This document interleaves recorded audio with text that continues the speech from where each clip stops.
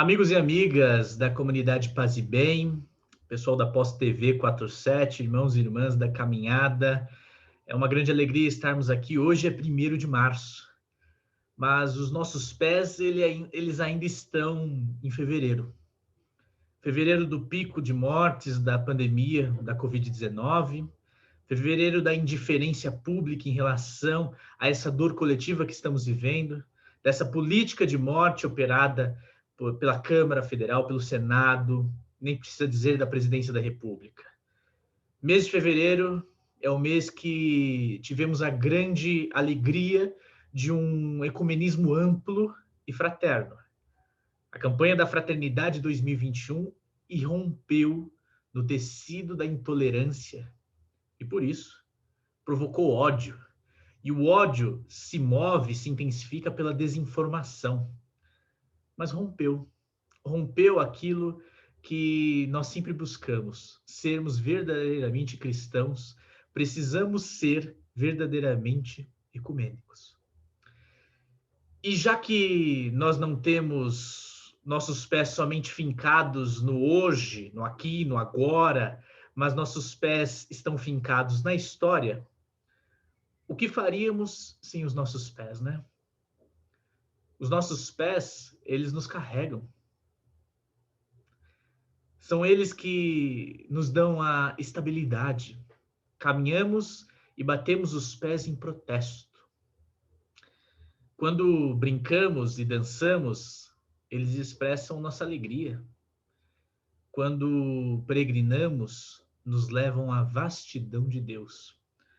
Nesse tempo da Quaresma, eu tenho muito refletido esse processo de entender um pouco da nossa luta, dos nossos sonhos coletivos e buscar alimento, né? E no Salmo 31 eu achei um trecho lindo chamado "Colocastes meus pés em campo aberto".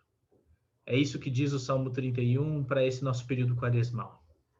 Os nossos pés estão em campo aberto para a luta, para sonhar, para irromper na realidade com esperança.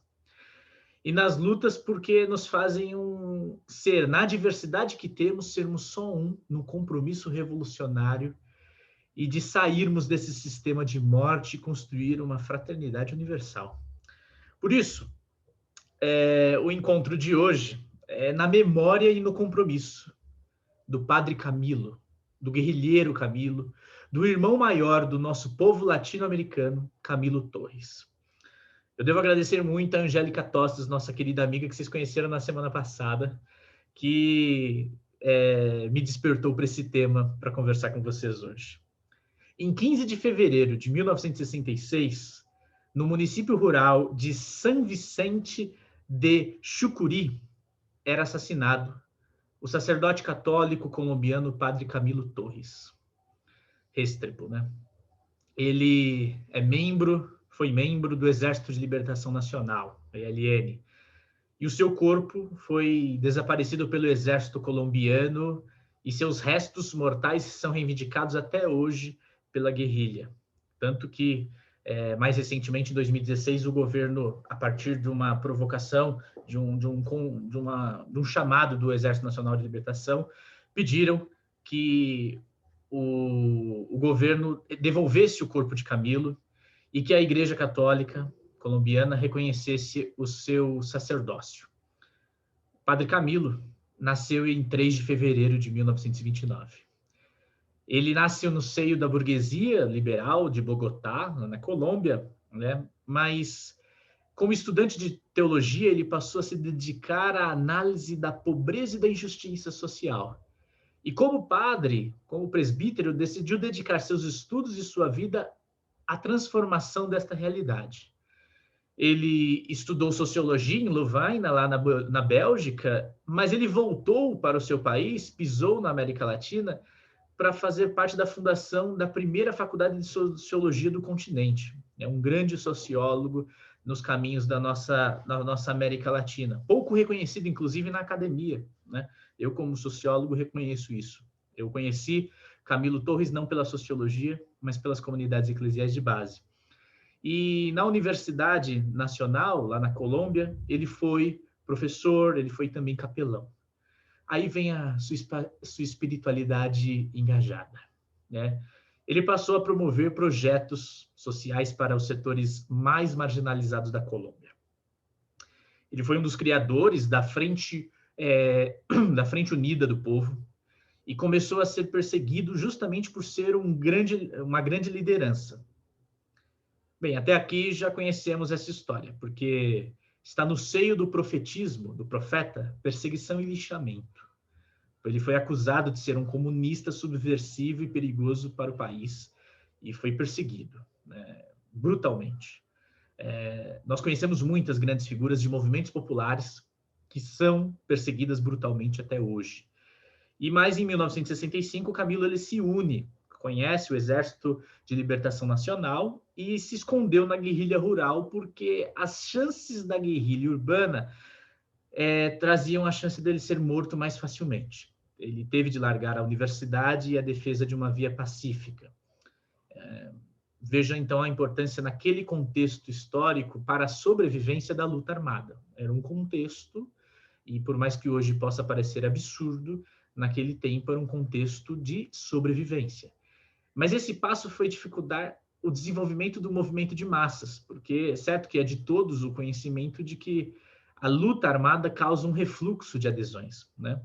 E por vezes, por ser contraditória, veja no Brasil, levou à morte de Marighella. Marighella resistiu graças à luta armada, mas foi morto também por ela, porque era um caminho fatal de quem se manifestava contra o poder político, a morte. Então, é importante notar que a adesão à luta armada, ela estava simplesmente no fato de buscar sobrevivências diante de um governo que iria assassiná-lo a qualquer instante. E cabe aí, eu acho que um parênteses, para percebermos nos tempos de hoje as origens da radicalidade, do radical, né?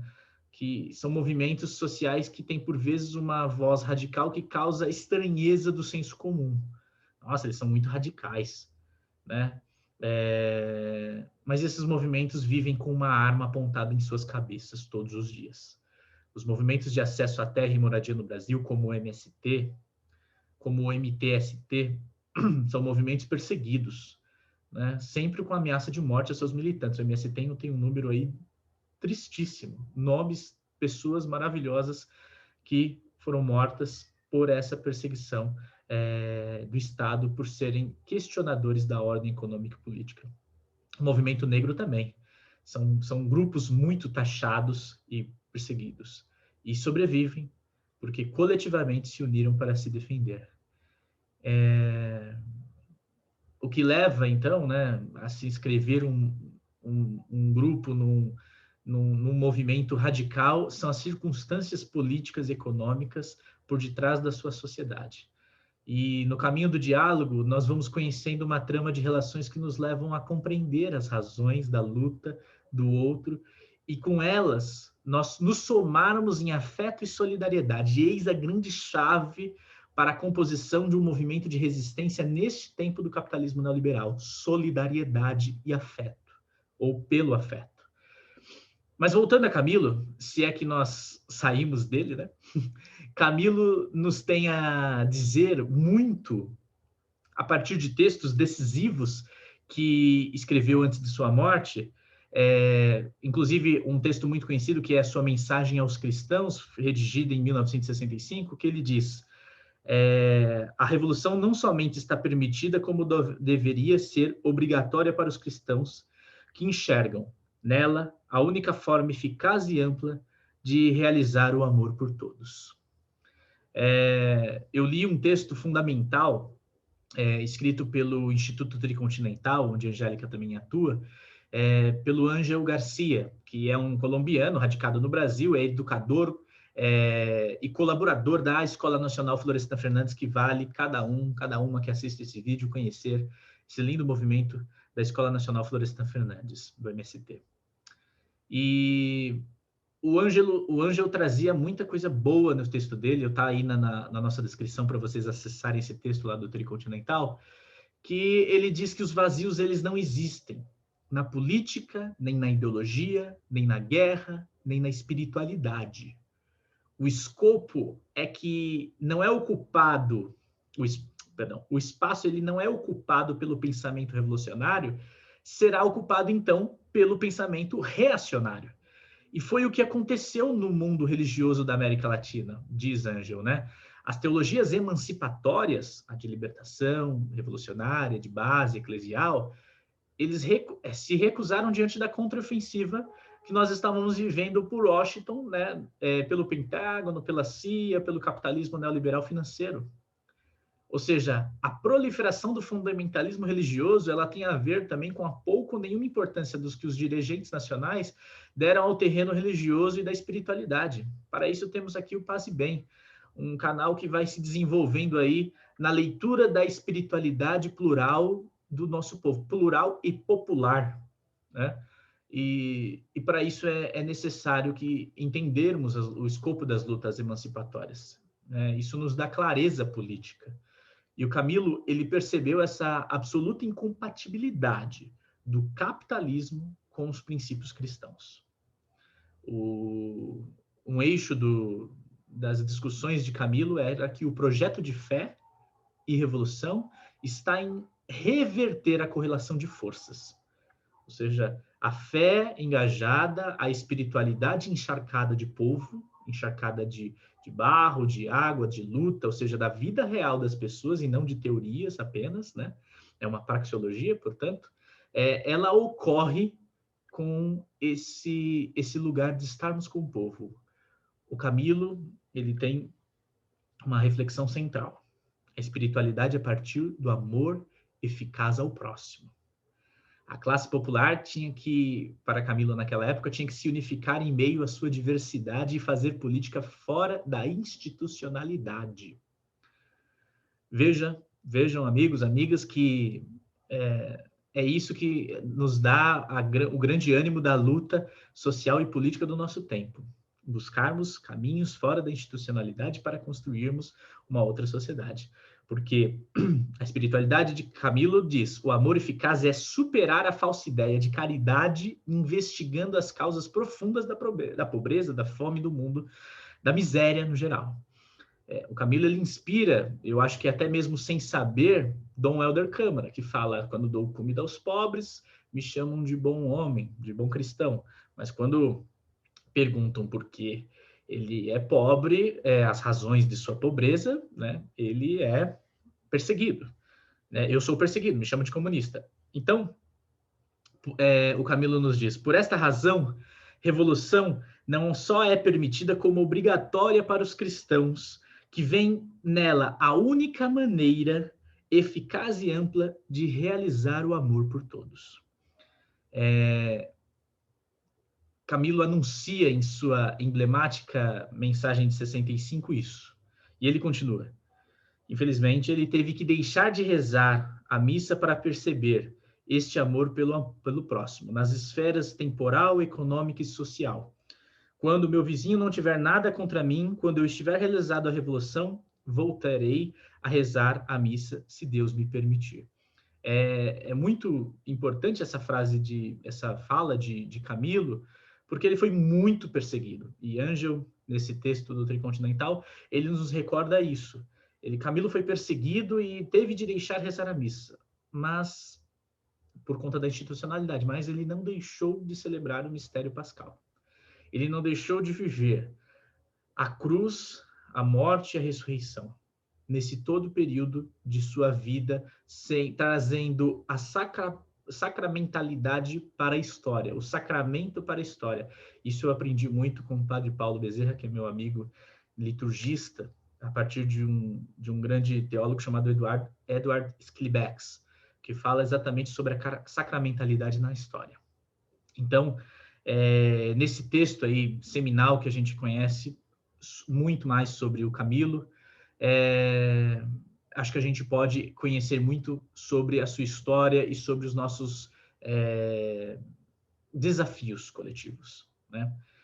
Então, Camilo, ele inspirou milhares, mulheres, homens de fé, cristãos, a assumirem a luta revolucionária até as últimas consequências. A sua mãe, a Isabel Restrepo, anos mais tarde, depois da morte do Camilo, ela nos disse que uma coisa muito profética: Camilo nasceu no dia em que o mataram. Esse é o mistério pascal, o que a gente pode reconhecer no nosso período quaresmal agora, que entramos em março, de reflexão. Camilo, ele vai longe. Jesus vai longe. Irmãos e irmãs pobres que sofrem das opressões, mas que lutam na solidariedade, vão mais longe, pois eles alcançam o amor eficaz, retirando o poder das elites minoritárias e entregando-a às maiorias pobres. A campanha da fraternidade desse ano nos une a Camilo, porque ela canta no seu hino que de mãos dadas formando aliança, confirmados na mesma missão. De mãos dadas formando aliança, confirmados na mesma missão. Que bonito. Camilo, o seu corpo é semente, como Marielle, como Dorothy Stang, como o padre Ezequiel Ramin, e por aí vai. A luta de Camilo nos alimenta ao martírio da luta diária. Quando nos cansarmos, todos os dias, nós, lutadores e lutadoras, e nós deitamos na cama desanimados, nós podemos, acho que, abrir a janela dos nossos quartos e vermos as estrelas que eles também olharam e relutaram, de ver ainda a esperança e o mistério de Deus atravessado por nós. Seus olhos sempre foram se entregar mais e mais na organização do povo. E é isso que nós pedimos nesse tempo quaresmal para a nossa esperança. E é isso que precisamos sem ter a pretensão de que temos um caminho como o deles, porque Camilo, Dorothy, Marielle, Padre Ezequiel e tantos outros são verdadeiros revolucionários, mártires do nosso tempo, que nós carregamos aqui no nosso coração, mas que temos um pouquinho deles. Isso nós temos. Nós temos em nós, porque sabe aquela rebeldia que bebem eles, quem sabe a indignação, ou somente, quem sabe, a espiritualidade deles. Somos um nesse universo plural. Somos um buscando uma realidade verdadeira da revolução. Porque o próprio Camilo sentenciou: o verdadeiro revolucionário é guiado por grande sentimento de amor. E por grande sentimento de amor, nós dizemos: Camilo vive. Um tempo pós-Covid existe. Nosso povo exige libertação. E nossos braços, nossos olhos, nossa boca pedem organização para essa luta. Sigamos firmes. Camilo, em sua esperança, ressuscita no meio do seu povo, e nós vivemos um tempo de uma nova aliança. Vamos juntos, com fé e esperança e com muita, muita, muita rebeldia, para semearmos um novo tempo, um tempo quaresmal em nós. Amigos e amigas, paz e bem. Camilo vive.